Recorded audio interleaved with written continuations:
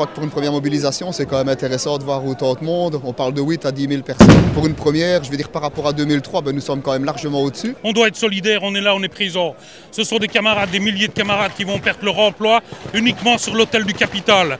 ArcelorMittal a le pognon qui lui sort par les pores de la peau et par les pores de la gueule. Et c'est pas encore suffisant. Il veut maintenant mettre une région à feu et à sang. Il veut mettre une région dans la pauvreté et dans la misère. On ne peut pas accepter ça, simplement. Nous, on vient de Florange, on vient du site sidérurgique d'ArcelorMittal Florange.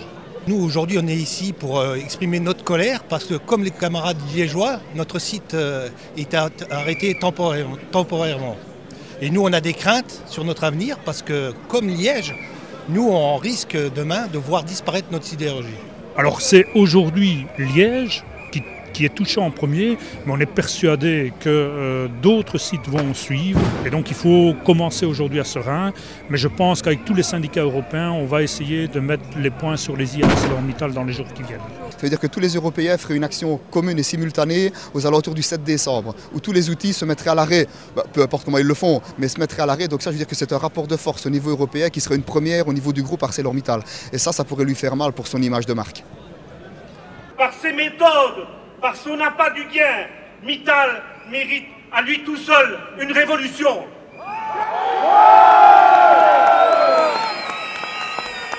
Il est beaucoup trop simple que dans le cadre de la défense du capital et de leurs banques, en quelques jours on trouve 4 milliards, alors que pour la sidérurgie liégeoise, on n'est pas capable de sortir un seul euro. C'est inacceptable.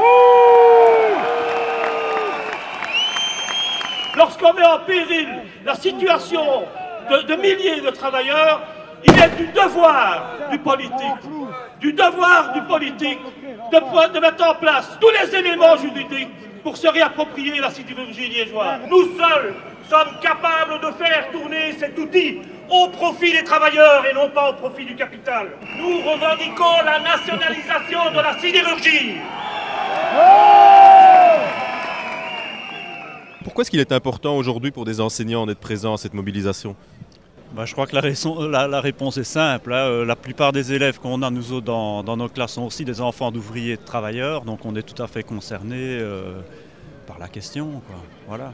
Et nous-mêmes, comme enseignants, on est travailleurs aussi.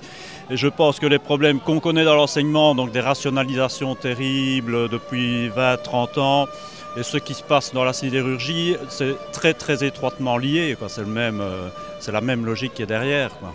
Vous travaillez tous les trois dans un centre culturel qui s'appelle Barricade. Pourquoi êtes-vous venus manifester aujourd'hui à Seraing ? On est venu dire et montrer qu'on refuse cette logique capitaliste qui va encore une fois de plus mettre des centaines de familles dans la précarité, qui progressivement transforme notre région en désert économique, et puis aussi qui va nous priver de nos industries de base dont on a besoin, dont on aura besoin demain. Et on est venu dire qu'on est là en solidarité avec les travailleurs et dire aussi aux actionnaires d'ArcelorMittal qu'ils, s'ils ne veulent plus de ces outils, qu'ils le cèdent. Et s'ils ne veulent pas le céder, qu'on le confisque. La nationalisation ou la régionalisation de la sidérurgie est un thème qui est à notre portée.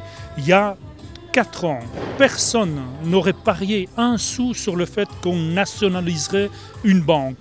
Il y a quelques jours, on a nationalisé Dexia. Donc je pense que les circonstances changent. Aujourd'hui, on a une éventualité, une possibilité, et je pense que c'est vraiment possible. Crescerà e noi altri lavoratori vogliamo